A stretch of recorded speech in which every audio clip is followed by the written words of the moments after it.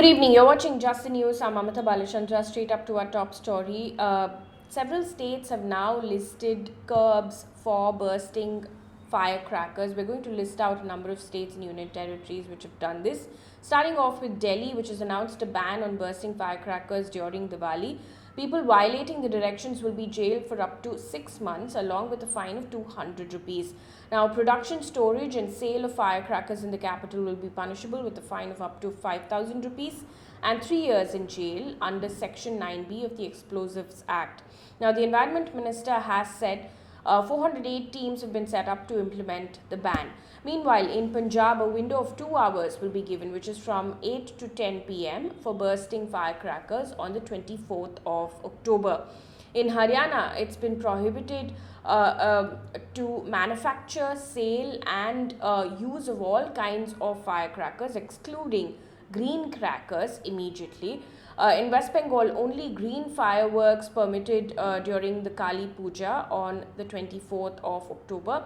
Sale and import of only green firecrackers will be allowed.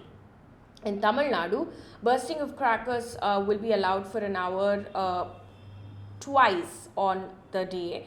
Apart from that, the permitted window is between 6 to 7 a.m. and between 7 to 8 p.m. Moving on from this story now, the rupee has closed to a record low of 83.01 rupees against the US dollar. It is the first time that it fell below the 83 rupee mark. The reasons are outflow of foreign capital from India and rising crude oil prices in the global market. Other reasons also include hikes in interest rates. Also in the news, Mallikarjun Kharge has been elected as the new Congress president, the first non-Gandhi president in over 24 years. The other contender was Shashi Tharoor. Now, Kharge received 7,897 of the 9,385 votes, and Tharoor received 1,072 votes, and 416 votes were found to be invalid. Now, earlier, the Tharoor camp had demanded that all ballots from Uttar Pradesh be deemed invalid. They alleged serious irregularities in polling in the state.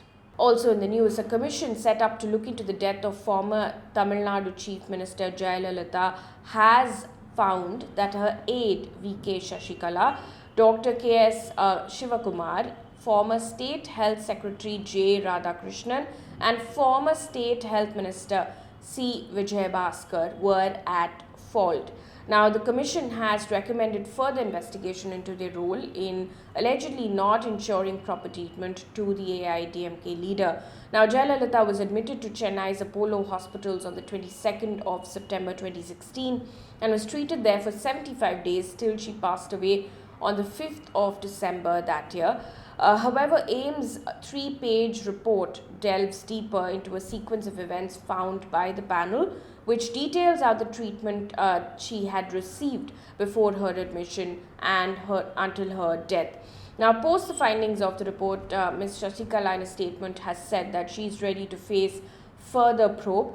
The DMK government has said that it would initiate appropriate action based on the panel's recommendation against certain individuals after obtaining the opinion of legal experts.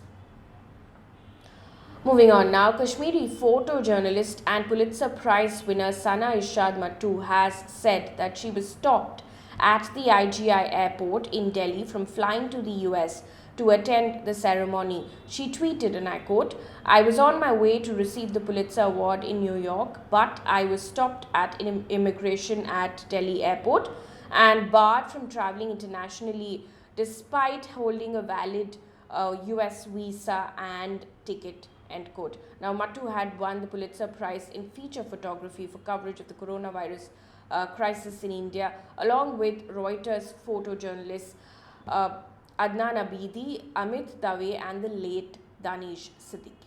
Meanwhile, in Tamil Nadu, the Tamil Nadu Assembly has passed a bill to ban online gambling games. Now, it was introduced by State Law Minister S. Regupati.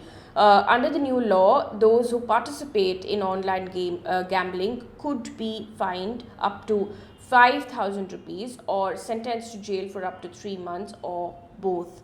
Those who participate in such games could be jailed for up to 3 months, while those organizing them could be imprisoned for 3 years. Now, last year, the government had amended the Tamil Nadu gaming and police laws related to ban on online gambling. However, Madras High Court struck down the amendment because they found it unconstitutional.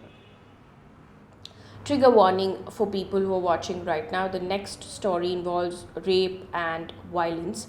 4 people have been arrested after a woman from Delhi was allegedly gang raped and assaulted by 5 men in UP's Ghaziabad. Now, Ghaziabad Police Superintendent of Police said that the woman and the men were involved in a property dispute.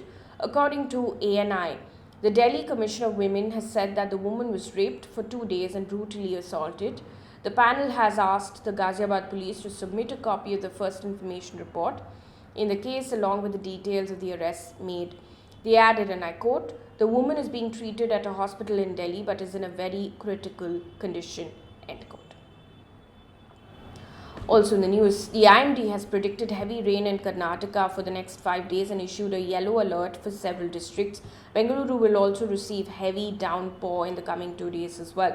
The yellow alert has been issued in the district of Dakshina Kannada, Uttara Kannada, Rupee, among others. On to news coming in from across the globe right now. Sweden's new government has named 26-year-old Romina as climate minister, the youngest person to lead a ministry in the country.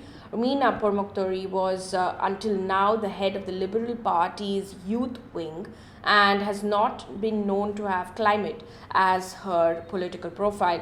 Sweden is also home to teen climate activist Greta Thunberg. Also in the news, according to Reuters, North Korea has fired 100 more artillery shells off its west coast today. This comes just hours after it launched hundreds of shells into the sea off its east and west coast in what it called a grave warning to South Korea. North Korea said later that the shots were designed to send a serious warning and, I quote, "powerful military countermeasure to South Korea," end quote. One piece of good news before we wrap things up here on this bulletin.